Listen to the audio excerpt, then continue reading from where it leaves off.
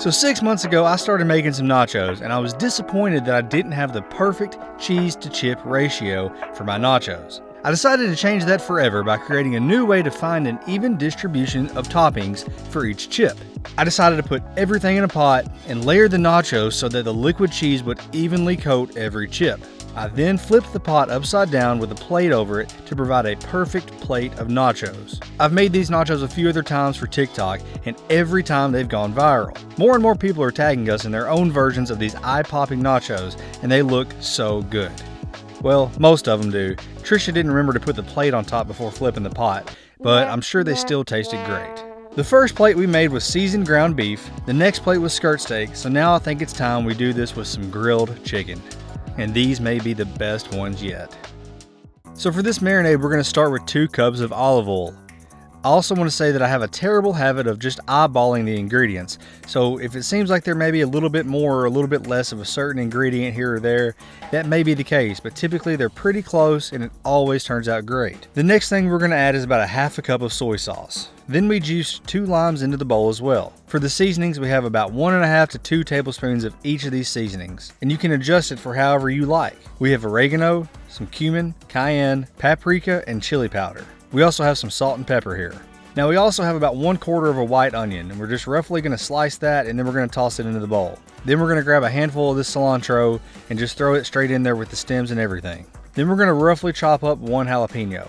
Give this a really good mix, and then realize that you forgot the garlic, so we're going to get about 6 garlic cloves, and we're just going to crush it with the palm of your hand. Now give that a good mix and grab your chicken thighs. By all means, use any cut of chicken you like, but chicken thighs are by far my favorite. I think it's the best cut on a chicken, and it's really not even close to me other than maybe chicken wings, which you really can't even compare. We have about 10 chicken thighs here, but I would say that this recipe is probably going to call for about 6 to 8. This just happened to be the only size at our grocery store that day.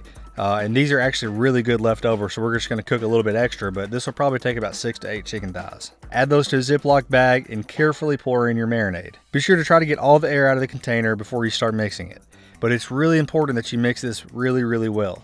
The last thing you want is for some of the chicken to get stuck in the middle and none of that flavorful marinade getting to work on the chicken. Ideally, I would let this go for about 8 to 10 hours to let that flavor really get in there, but I would say at least a few hours would work too. Now let's get to work on this pico de gallo. This is really easy to make, so I typically do it anytime we're having like nachos or tacos or anything like that. I have about 4 or 5 Roma tomatoes here, and I'm going to dice them up. I like to use a serrated knife for this, and I do it like I would an onion by cutting down the tomato but not all the way through. I do that all the way across the tomato, turn it 90 degrees and do that again. Then I'm going to flip it on its side and cut across it to make these really small cubes. We're going to add that to a bowl, and we're going to do the same thing with this white onion.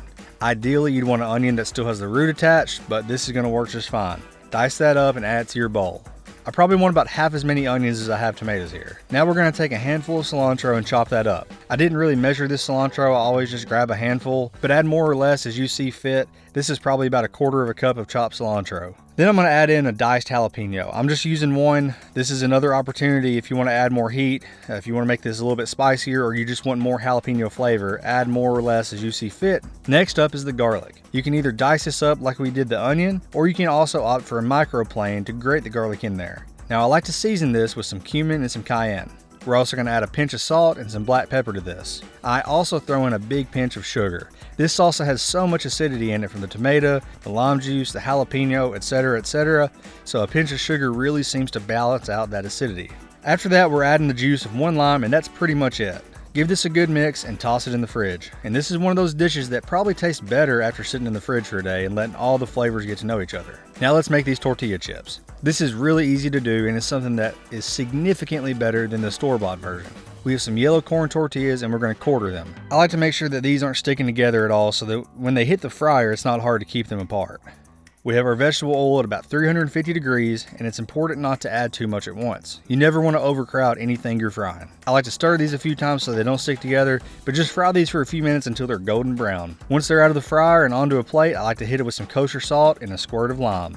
I also want to make a point real quick. I'm not in any way considering this dish to be authentic. This is a really good dish that I make my way, and I know that others will enjoy it, but this certainly isn't any kind of authentic Mexican dish. The queso in particular is not authentic, and I've caught a lot of heat about using flour in my queso. It's not necessary to use, but I prefer adding just a little bit to give it the consistency that I like. You do not have to use the flour with this, but I do. I start with a few tablespoons of butter, melt that down and add a bit of flour. Stir that in with the butter and let it cook for 30 to 60 seconds before adding in your milk. The amount of milk you add will determine how much queso you make. Stir this up and let it cook for a minute while adding in some seasonings like cayenne pepper, salt, pepper, and some diced green chilies. Stir that up and now let's add our cheese. I like white American.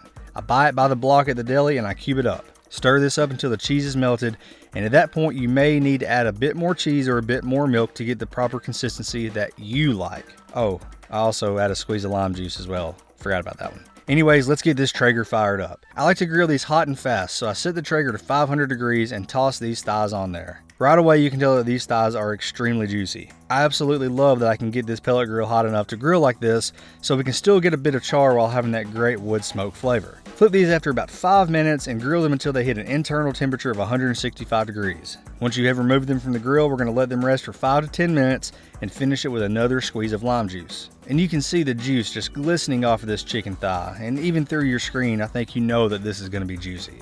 And I want to cut these up into bite-sized pieces for these nachos. I do not want to worry about having to cut the meat in half on a tortilla chip, so get these small enough for one bite. Again, I would recommend cooking more than you need because these are really good leftover as well. Now it's time for the final product. Get yourself a large pot and layer these nachos in reverse order. Whatever you want on top goes in first. I started with the pico, then the chicken, and then some queso. Then I added a handful of tortilla chips, and we're going to repeat that process. Add in more chicken, more queso, and more chips. In theory, you could keep layering these higher and higher depending on how many people are eating. Get yourself a plate that covers the pot, or you can use a cooking sheet, but carefully grab the plate and the pot and flip it over. Shake it a bit so that nothing sticks to the bottom, and now we will reveal the most beautiful sight you have ever seen. A perfectly layered plate of nachos. We've done it with beef, we've done it with steak, and we may have even topped all of that with this chicken. This chicken is so good. It's so juicy and has so much flavor.